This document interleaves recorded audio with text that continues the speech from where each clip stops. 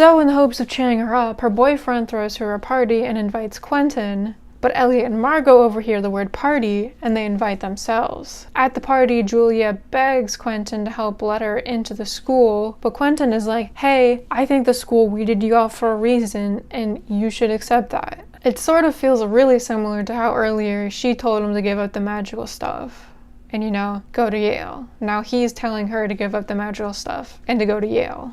Afterwards, a man approaches Julia at the bar. He corners her in a bathroom and he magically restrains her, in honestly a very creepy way. And he tells her that she has to get herself out.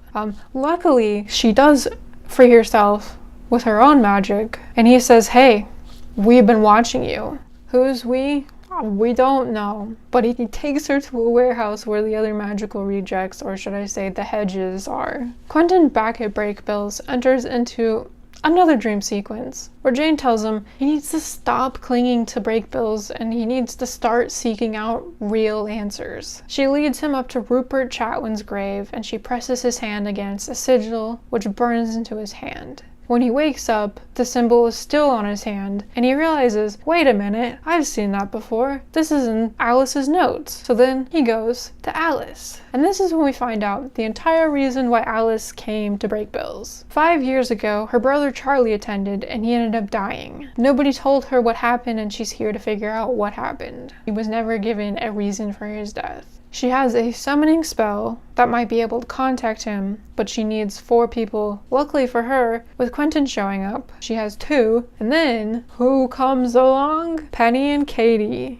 Penny, because he heard a voice drawing him towards her, and Katie, because her and Penny were hooking up. So the 4 of them at midnight perform the spell, but nothing happens. As they go to leave the room, a mirror fogs up and a smiley face is drawn on it. The next day, class goes on as normal. The professor is droning on about the importance of metal and magic. Just as the clocks are about to strike noon, the hands stop moving. The dean looks down at his watch, notices this, and rushes off in a dead sprint towards the classroom. Because just as the clock strikes noon, everyone in the room is paralyzed, and a man with a moth-covered face steps through the mirror and immediately kills the professor. The dean bursts through the door, and he tries to stop him, but is unsuccessful and ends up getting injured. And then the moth-covered man walks up to Quentin, calling him by name, and reaches out to touch his face, just as the scene fades to black,